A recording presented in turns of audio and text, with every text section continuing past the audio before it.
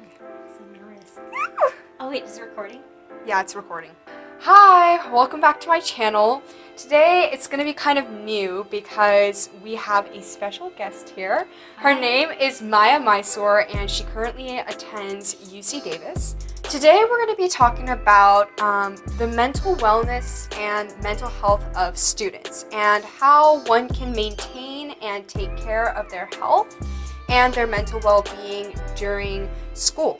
So I have several questions for Maya to answer, so let's get started. So the thing is, a lot of students feel stressed, especially when midterms or finals comes around. So how do you even deal with that kind of stress? So for me, the best way to deal with stress is to get another perspective on it. It's really about remembering that it's one test. It may impact your grade in that class, but that's not going to ruin your life. There's time for you to fix any mistakes that happen. So I think that's the really key thing is to remember that it's not going to end your world. It's going to be something you can move on from and learn from and grow from, even if it does go badly. And if it doesn't, then that's great. Other things I like to tell students who are stressed about things like midterms and finals, it really helps me to have a plan. So I know that if I have a midterm a week out, what I like to do is a couple weeks in advance, I'll be okay, here's my midterm in 2 weeks. A week from now, I'm going to start studying. I'm going to read this many chapters every night. 4 days out, I'm going to make my study guide. And then the 2 nights before, I'm going to have a study group with friends. And having a plan of how to prepare for these things really helps you feel like you're in control of a situation where you otherwise might not be. Other little tips you can do are take warm baths and do yoga and go for a walk and drink water, drink water, and sleep. Sleep is key for finals. People think that you can show up to a final not having slept. Don't do that. It's bad. It's bad. Yeah. I think my math professor told us a story of how he stayed up all night and only had and drink Red Bull and before this major test and he crashed at the test. He failed it and bombed it. And he was don't do that. So that's me passing on my advice to you guys. Sleep before your finals. A lot of students, and I'm no exception, have a really hard time concentrating and getting the task done. Whenever there's a lot of stuff to do, we have a paper that's due tomorrow or something like that, we're always scrolling on our Instagram and we just can't concentrate. So how are students able to concentrate and focus and get their work done? This is one of my favorite questions to answer. There are a few things I'm going to talk about. First of all, getting things done. The best way, like I talked about a minute ago, is to have a planner and to make a plan and just kind of go through it and execute it. Because if you know what you're trying to do and what you want to do, it's going to be a lot easier to actually go through and get every single thing done. In terms of this, the hardest part of getting things done is getting started. Because I feel for most people, at least, especially for me, once I start doing things, it's really easy to keep the momentum up and keep the ball rolling and just keep going at it. So it's really about there's no great way to say this. You just have to force yourself to do it at some point. You have to say, look, this needs to be done. If I don't do this now, I'm going to freak out about it later. I need to just get over whatever is holding me back and just get started. Other things I like to do to help focus are instrumental playlists are the best. I use epic movie soundtracks because I know it sounds cheesy, but if you hear someone going oh, battle music, you're yeah, look at me, I'm epic, I'm awesome. When you're just filling out a worksheet because you got to pass chem. So stuff like that. And if your phone has those screen timers or what is it, parental controls, those things where you can say, look, I only want to spend 10 minutes on my phone today. You should use those because those help a lot. I had those the whole finals week. It was brilliant.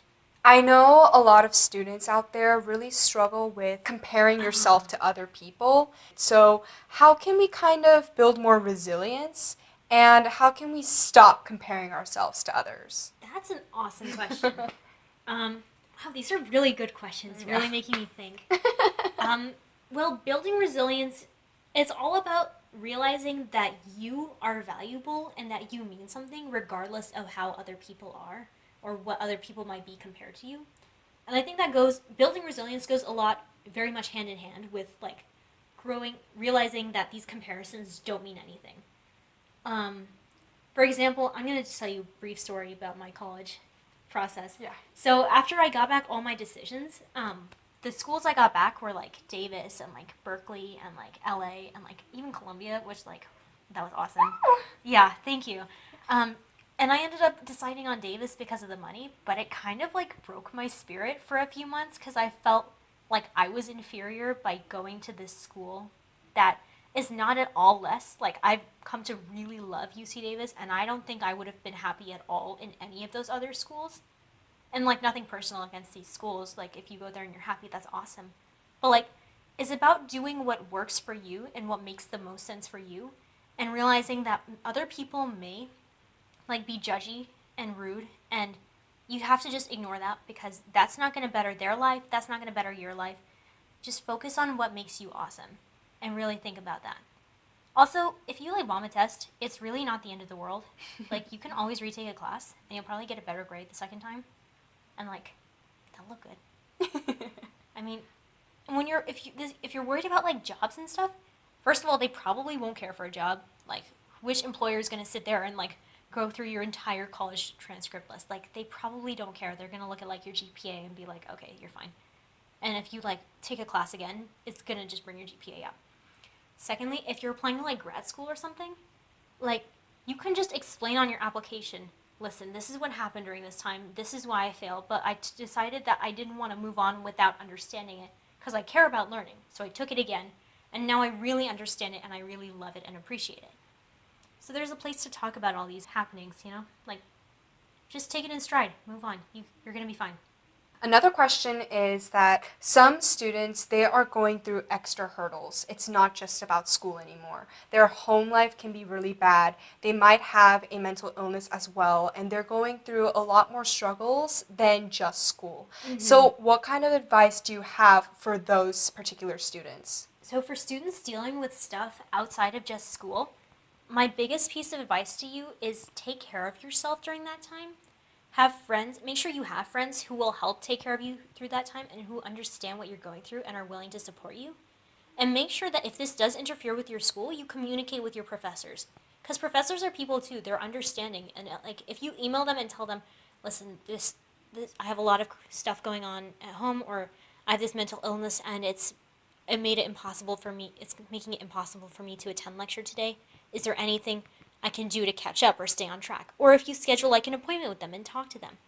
Like just communicate with the people around you so that you can get the help you need to get through that personal struggle. Just make sure that you have people around you who are willing to support you and that you communicate what you're going through with to everyone around you so that regardless of like whatever is happening, you're like taken care of at least by other people in all ways, like mentally, physically, and emotionally.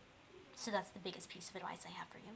There are some students out there who have a language barrier. So they're immigrants and they just came to the United States and they're like, I want to take these hard courses, but English is tripping me up. Do you have any advice for those students? Are you referring specifically to like overcoming the language barrier? Yes, and reaching their full potential, if you will. Well, I know most college campuses have like centers for students who are like transfer students or who come from overseas.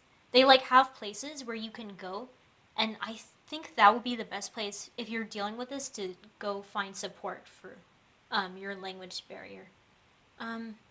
Otherwise, I mean, just like practice. Just read. If you're taking the class already, you can always like talk to the professor or talk to your TA or make friends with other students in the class. Or if you have students in the class who are from the same country as you, you guys can like form a study group and work together to figure it out. Because I mean, the language barrier, I see how that would be a problem, but there are definitely like excuse me, other students and other people who I'm sure would be more than happy to help you get through that, you know? Mm-hmm. Like at least at the school I go to, it's very much all about collaboration. Mm-hmm. And I know it's not like this at like some other schools, but like we Right. all like work together and like we want to help each other. Mm-hmm. So if you find the people out there like me who want to help you and who like helping people, then that's who you should like lean on if you need support in those classes. Oh, These are this is a challenging big question. This is a really huge question. Okay. So, these are for the procrastinators out there. Oh God. How do you not procrastinate? Because that is a killer, and like I, myself included, like I am a victim of procrastination. Just how do you beat that? Beating that is all about mental discipline, and it's kind of like a weak excuse, but like unless you like get really tough on yourself, like there's no great way to beat it. And there are like things you can do. Like I have a few methods. For example, what I was telling you about earlier, I plan everything like meticulously. Like if I know something is happening, or if I have like a paper to write in 2 weeks, I write the paper like in like the first couple of days, and I just like read and edit it for like a week and a half, and I try to submit it early. Like that's my style, because I can't stand procrastinating. It like stresses the heck out of me. So just planning not only when things are due, but when you're actually gonna do them. And like if you get really good into scheduling and you have a good sense of how much time it takes you to do things, like taking a look at your daily schedule and like blocking out a chunk of time to do like something that needs to get done, that's like one of the best ways to deal with procrastination. Another great thing is like the day you get assigned homework, you should try to do as much of it as you can. Because like it's one day, but if you don't do it today, it could end up like spanning like weeks or like a long time. And like if you just like sit down and get it done, then that's gonna help a lot. Also, if you have like friends and study groups, get your friends together and make them all sit and study. Because then you can like spend time with your friends, but like get everything done that you need to. And then you don't stress out and you're like, oh, I spent time with my friends. That was chill. Giving presentations and that public speaking aspect of school, yeah, those English classes, yeah, that can be very, very difficult for some students and other students as well. Like for example, students with social anxiety disorder or other anxiety disorders that can really, really hamper their ability to give presentations. Do you have advice for students who have a very hard time doing public speaking? I won't be the first to admit this, but I'm kind of terrified of public speaking. Like, even like making this video is like stressing me out. Like, I love you guys and I love Jane, and like we're just standing in like a quiet room in my house and doing this. But like even talking like this is stressing me out.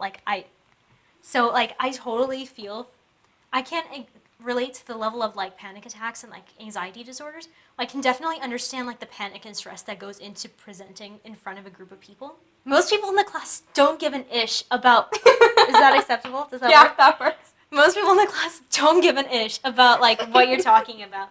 Like, let's be real. If you're presenting in like, first of all, if you're like a high school student and you're stressed out of presenting, I know for a fact 95% of the people in that class are sleeping through your presentation. Because I was one of the people who, once my presentation was done and I was done like literally panicking and sweating my armpits out, I slept through everyone else's presentations.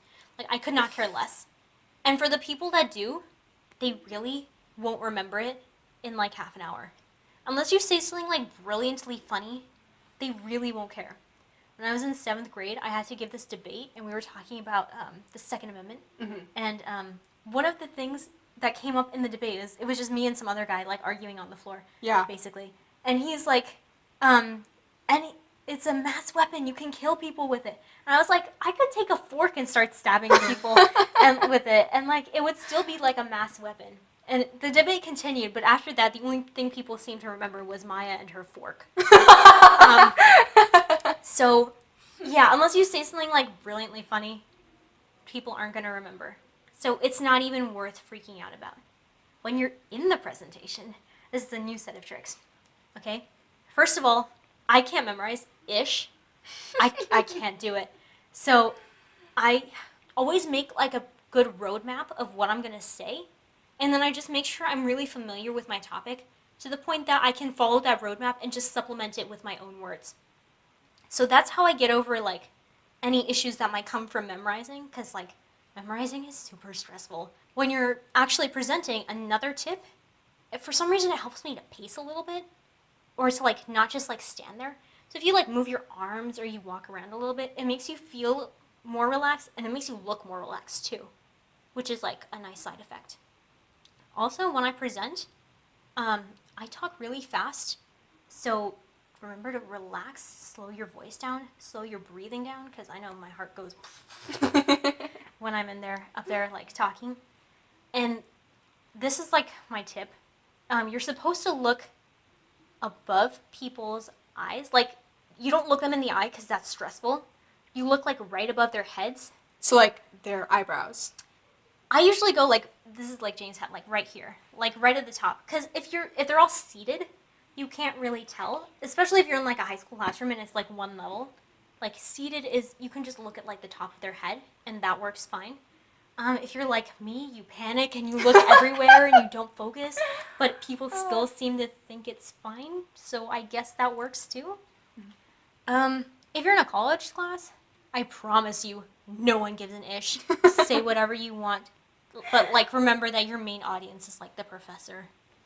Unless it's like one of those things where like you have to like review a chapter of the book or whatever. In which case, good luck, dude. All right, so as someone who doesn't struggle with any like diagnosed like anxiety disorders or panic attacks or anything, but as someone who definitely feels like super stressed in those scenarios, that's like all the advice I have for like talking in public. This is mainly for the seniors out there, whether they're in high school or whether they're in grad school or undergraduate school. They are having a pretty hard time, or at least I think that they're having a very hard time because of the uncertainty of the future. They don't know where they're going. It's not given to them, and it's just this agonizing waiting period, the brutal application process, and how can those students deal with the uncertainty of the future? Because that can be very scary. So how did you deal with that? So for me, I had a pretty good idea applying last year that I wanted to go to college and that I wanted to go to a certain group of colleges. And I was very lucky that it worked out for me and I got into the colleges I wanted to go to. But I think if that hadn't happened, my next bet would have been look into community college, and like probably get a job and just explore other opportunities for me to continue pursuing my interests, but still, take care of myself, make a living, just continue working on my education. So for those of you facing uncertainty about stuff like this, I think my biggest piece of advice to you is don't worry too much about whether or not like a specific thing is going to work out for you, like a specific grad school or a specific job or whatever. Because opportunities come in all kinds of forms. So if you get it, that's awesome, congratulations, and I'm really happy for you.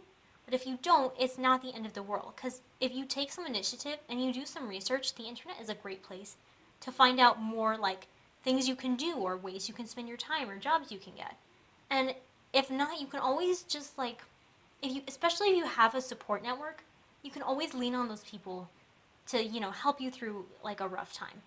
So I think the real key is to make sure you have people that support you and make sure you don't like give up on yourself. Even if you get stressed about the future and things don't go your way, believing that you can still, achieve your goal, it might just take a little longer, is really the key. And just going after it no matter what. So that's my advice to you. Okay, that's all the questions that we have for today. So she has an awesome blog and it's called theacademicpie.com. The link will be down in the description below, so please go check her blog out. Specifically, if you guys want more information about the college application process and you just want to know how to get through it all, she's actually releasing a new ebook in the summer of 2019. So please go check out her blog and please stay tuned for her new ebook. I assure you, it's like really good and it's top quality. Jane knows because she read it.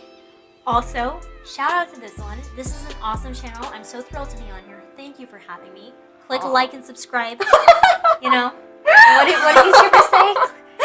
Like, subscribe, comment below. Subscribe, comment down below, and do all that jazz. That's the thing, yep. And I'll see you next week. Bye, guys. Bye. I had one more thing. What was the question? It was like how to concentrate better. How to concentrate better. Oh, I've lost concentration. Okay. Well, it'll come back to me. All right. I'm sure it'll come back to me. All right. I'll probably like figure it out like 10 minutes later, and I'll be like, oh, Jane, what is this? Yes. It's famous. Okay. And even though they want to take the challenging classes that they would have taken in their native country, they. Sorry, oh my God, You're all I have good. a timer. You're all good. Awkward. I'll ask the question again. Oh, I know to finish my bath. It's like, Yeah. oh, the light's gone off. Shoot, I either gotta step out and wave around or like just be done now. Okay. I think the biggest thing to remember is that most people in the class really, can I cuss?